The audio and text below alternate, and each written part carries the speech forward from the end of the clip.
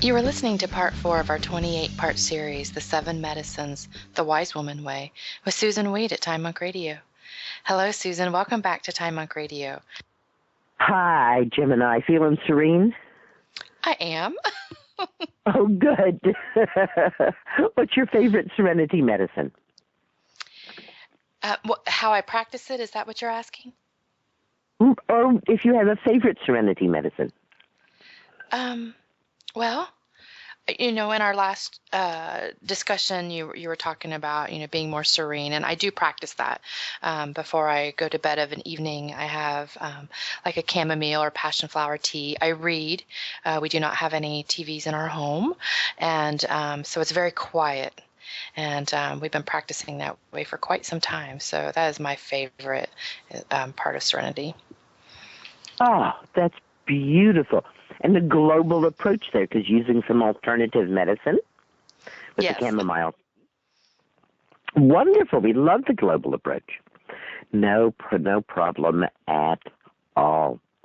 That returning to the center, that within of serenity, helps us to really understand where the power in the situation is emanating from and how to use that point of power emanation as a fulcrum to get the results we want. I think of the story of a woman who was pregnant and the baby was crosswise.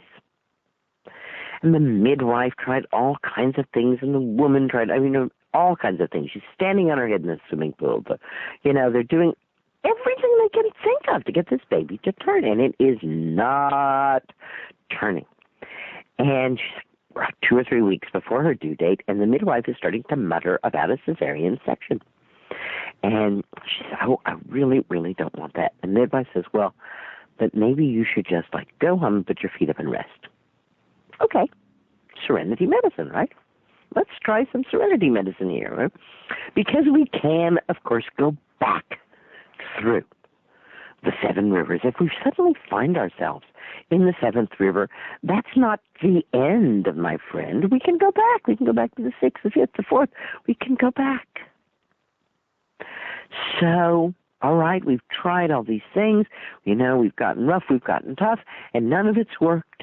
So let's go back to serenity medicine because we didn't really spend any time there in the beginning. So she says, okay. She takes a leave from her job. She goes home. She sits around with her feet up, crochets little baby things. And a couple of days before her due date, she feels the baby starting to turn. Like many women, she's a fantasy connection with her baby or a psychic connection with her baby. And she says, the baby, what are you doing? This is so wonderful. I can't believe you're turning. This is great. And the baby says to her, had to do it this way. She says, what do you mean? Baby says, you were so busy. She says, what? You were so busy. No time to take care of me. Figured if I had to be cut out of you, you would slow down. Now that I see that you're willing to slow down on your own, I'm willing to come out head first and not make a problem for you. When we go with the flow, we find the source. The first river of healing returns us to the source, returns us to the truth. Shows us that going with the flow doesn't mean being swept away. That going with the flow doesn't mean abandoning ourselves. That being easy about what's happening doesn't mean that we have no standards. Creative procrastination is a skill that I was not taught.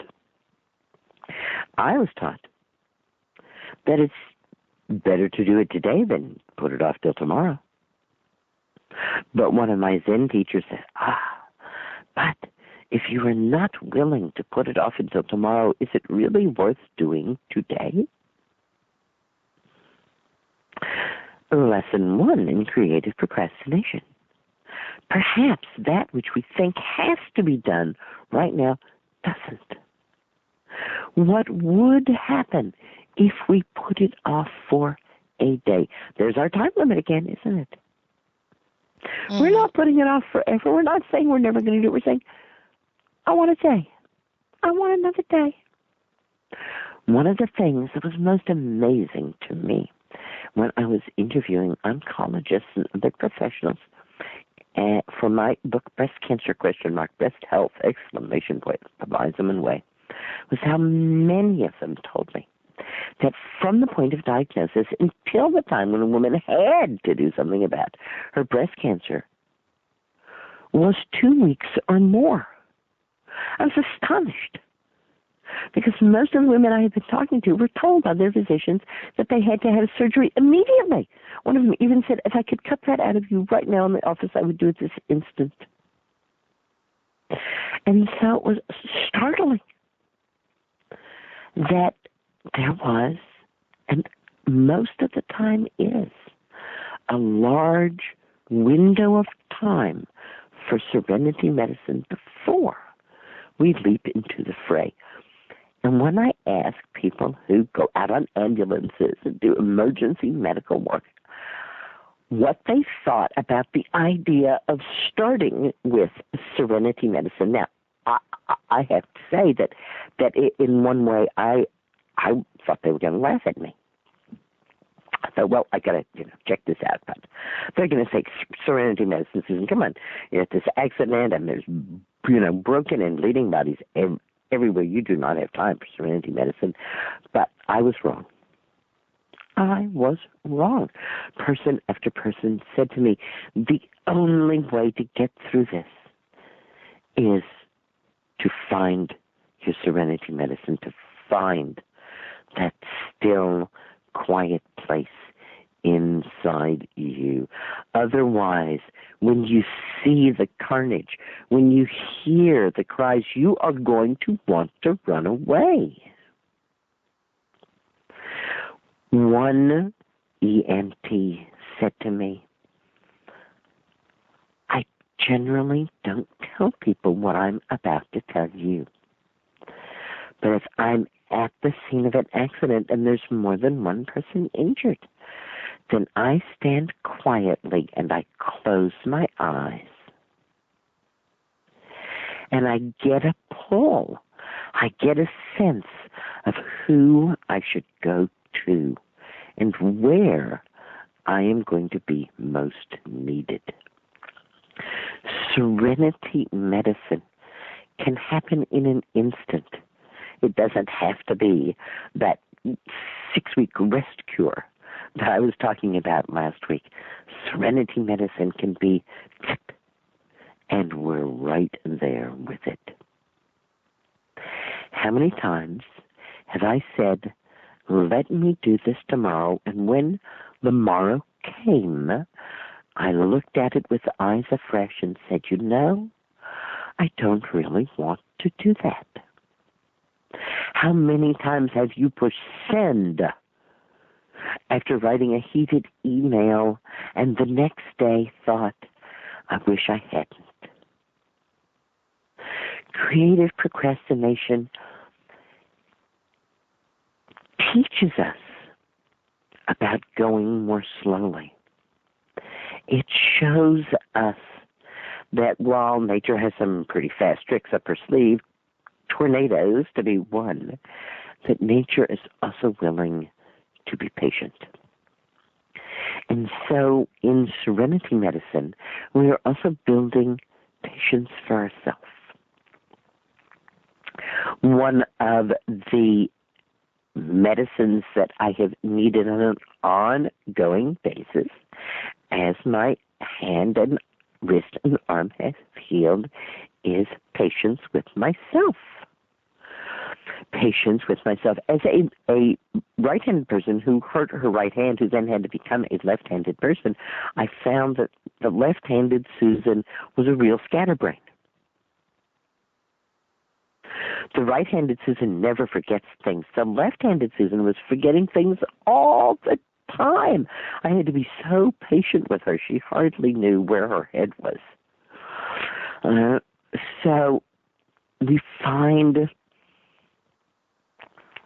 the ability to let ourselves off the hook, to be okay with ourselves, brings us into the truth of our own being, and the truth from which real healing can spring. Because real healing is not necessarily a cure. Real healing can be, and now it is time to bid this particular bag of bones and skin goodbye.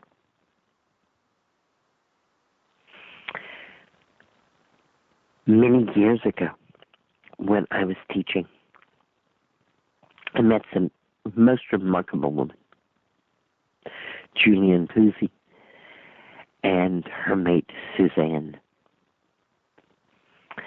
And in dealing with cancer that turned out to be terminal,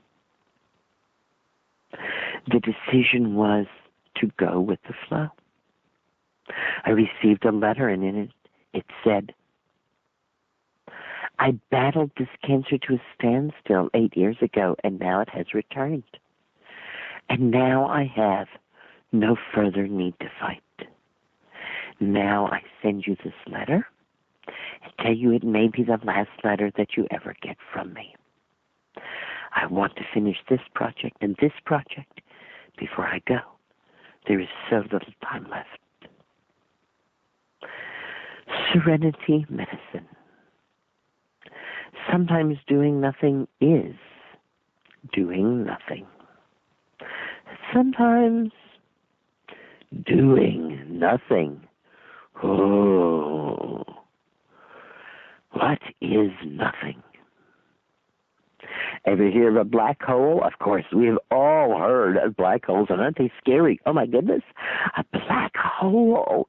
A hole so deep, so dense that not even light can get out, and that's why it's black. Janine Parvati, one of my favorite women and herbalists, and we're sad that you're no longer with us, Janine, used to say, there are black holes in the universe that suck energy, matter, and even time down into them. We know that is so, and if that is so, then there are also white holes in the universe that are continuously expelling matter and giving birth. And both are serenity medicine. Both are going with the flow. Both of them teach us something about being here and being well. To be ever so slightly esoteric, science has now decided that what we see and what is in fact visible by light is 5% or less of the universe. And the rest of it, the stuff we can't see, the stuff that isn't lit up by light, is called dark energy and dark matter. So perhaps the universe itself thinks that serenity medicine is the norm, and that our busyness, while it is wonderful to be busy, and we should certainly have worthwhile things to be busy with, but that is perhaps not the only thing there is. I've been spending some time in Costa Rica on the Nicoya Peninsula. And the Nicoya Peninsula is a blue zone. Researchers looking for the world's longest-lived, healthiest, and happiest communities of people started drawing blue circles around towns where they found these people. And eventually these became the blue zones. There's one in Japan, one in Greece, there's one in California, there's one in Italy, and the Nicoya Peninsula of Costa Rica is a blue zone. Now, these are 5 very different cultures, needless to say, and we might ask, are there any things at all that are the same in the blue zones? And there are. I'll give you 3 quick things that are the same in the blue zones. 1, people are very willing to take time for family and friends. 2, people eat beans. They eat beans daily. Sometimes they eat beans 3 times a day. And 3, they take time off. Just what we're talking about.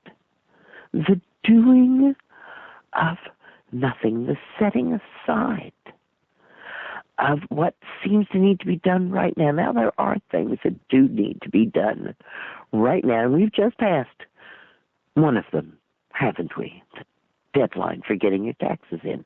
So don't creatively procrastinate, unless, of course, you know how to creatively procrastinate by filing an extension, which is a form of creative procrastination there, so that you can continue to not do your taxes. There are some deadlines that we simply must meet. And there are others that we have created. And in the doing of nothing, we feel safe and assured that our deadline is there and will spur us to action when the time it comes. In modern medical parlance, we could call this watchful waiting. I don't really like that phrase a whole lot because it seems to me to be somebody who's very worried. This watchful waiter looks to me like somebody who's really kind of like tapping their foot and watching like that, and that's not at all what we want in serenity medicine. But I do want to say that although we no longer have breast cures, we do still have watchful waiting, which means we don't have to do anything about this right now. Let's watch it and see what happens. And in these situations, especially if you're working with a medical professional, a time limit will be set. I'd like to see you again in 6 months. I'd like to see you again in a year. I'd like to see you in 3 months, whatever that time limit is. We're going to not jump into any action, but instead we are going to watch. Men diagnosed with prostate cancer who engage in watchful waiting are as likely to survive and as likely to survive for as long as men who jump into surgery. Here again are the 2 extremes of our paradigm: serenity medicine, the medicine that takes a while to work but causes no side effects, and surgical medicine, the medicine that seems to happen almost immediately and yet can take a very, very long time to heal from it. Another rather fun birthing story about doing nothing told to me by a woman and her midwife. And the woman says that she was, bearing down and pushing her baby out, and it was the grand culmination of her birthing experience. Things had been going just great. She was feeling good, top of the world, powerful woman, wee-ha, this is all going great. And as the baby's head emerged, everyone could see that the umbilical cord was wrapped around its throat. The woman looked up at the midwife and said to the midwife, "What are you going to do?" And the midwife looked back at the woman and said, "It's your birth. What are you going to do?" And the woman looked down at the baby between her legs and said, "It's your birth. What are you going to do?" Look at how serenity medicine allows the power to pass from person to person until the power comes back to its home. And both the midwife and the woman swear to me that her little boy baby placed his heels firmly on her cervix, snapped his legs straight, shooting himself out of the birth canal, twirling as he went and unwinding the umbilical cord. And the midwife said, "I caught that one in mid-air, no less. If they hadn't both been there, I would have thought that the one who was telling me the story was exaggerating. And perhaps they had indeed mutually agreed to exaggerate a few events. It's certainly possible women can do that, we know, but I doubt it. I really believe that in this situation, that these women were strong enough to let the power go back to where it lived, which is in the baby. And that the baby was indeed able to take care of that situation.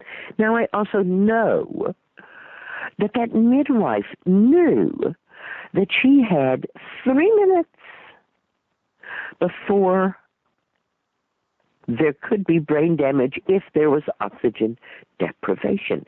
I know that that midwife was looking at the umbilical cord to see that it was still pulsing. I know she was looking at the baby to see what color the baby was and what it looked like, that she was assessing that situation, even if she so benignly said to the woman, I don't know what I'm going to do. It's your birth. How wonderful when we have serenity medicine, not just as a state that we aspire to, not just as something we practice up on, but as an actual medicine, which is part of our lives and which, when the going gets rough, we can pull out and use and say, what I'm looking for here is the serenity to let go and let God. It is so frightening to live in this chaotic universe with other human beings who, let's face it, are erratic. What do we do about this? Elizabeth Kubler-Ross said that what we do about this is try to pretend that we're in control. And we get busy to try to pretend that we're in control. So the frightening part about serenity medicine is that we have to acknowledge that if we're not doing something, things are going to go on the way they go on. Yeah, we'll be missed, but perhaps not as much as we might think we would be missed. There's something about serenity medicine that at one and the same time brings us to our greatest humbleness, the recognition that we are not a whole lot, and at the same time brings us directly in touch with that divine spark within us so that we know that we are Goddess, we are God. That we know that our body is an amazing organism that can heal itself in miraculous ways. We will get busy. That is what follows serenity medicine. Serenity medicine does not take the place of any of the other medicines, but serenity medicine is there so that we can be enriched by it. And as we move into the other rivers of healing, as we engage with the other medicines, as we find ourselves going over the great divide and going into the scarier parts of healing, our time in the silence, our time resting, our time allowing ourselves to simply be is there with us to guide us, to help us come back to center and not to be in that situation that we were talking about last week, that when something happens, we feel fear that we don't know how to take care of it. And our impulse, rather than being serene and seeing what our body will do, is to run as fast as possible to an emergency place where we give away our power. I'm not speaking against sharing power or giving someone else power when it's needed. Certainly, I'm not up in the cockpit telling the pilot how to fly. I have given my power to that pilot to get the airplane up, get the airplane down, and fly me safely there and into no mountains, please, in between my point of departure and my point of arrival. But I'm not doing that in fear. And I find this so often when people enter the modern medical system, that they are entering it in fear. And that system tends to promote their fear. It promotes that fear in a great many ways, so that we become very childlike again. And there's a beauty to being childlike and trusting, which is not really supportable in the 6th and 7th rivers. When we are dealing with pharmaceutical medicine and high-tech medicine, we cannot be trusting and childlike, or we will be hurt. Because these two medicines are the stranger who gives us candy and throws us in the car. They are not kind. They can help us, but they are much more likely to hurt us. Serenity medicine. Going with the flow. Do nothing. And remember that when we're doing this, we have set a time limit. Part of doing nothing is literally not doing things, turning things off, taking some time away. But part of doing nothing is also the activity of nothingness, the inner activity. What is that isolation tank? It is a place where we float in water. All sound is muffled and we are alone. Many women, when asked what's their favorite serenity medicine, say, a bath. We can all feel how serene that is to step into a warm bath, lay back, and just let yourself float without a thought, without a care, without a need. We know. All those responsibilities are there. We'll get back to them.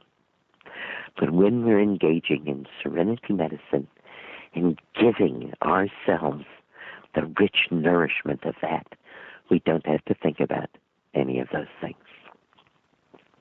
Well, books have been written about the silence. Books have been written about the darkness. Once again, although I promised that we would move deeply into the richness of this buffet, and even though we have, as you can see, these dishes are deep, I hope that the idea of serenity medicine has intrigued you. I hope that you are thinking about how you might be buried in the sand or the leaf mold, or how you might not have a television, or how you might get more sleep. Serenity medicine is beckoning. Serenity medicine is the first of the 7 rivers of healing. And we'll be back next week, next month, with the second medicine, story medicine. I will do my best not to go overboard with story medicine, but I have to say story medicine is one of my favorite of all of the medicines. I have long said that the wise woman tradition rests upon a 3-legged stool. This 3-legged stool is the 3 forms of nourishment: the food we eat, the rituals we are part of, and the stories that we tell and are told. I look forward to being with you again, Gemini. Thanks, everybody, for helping me to remember that herbal medicine is people's medicine. Thank you, Susan. I'll look forward to those stories next week. And this concludes part 4.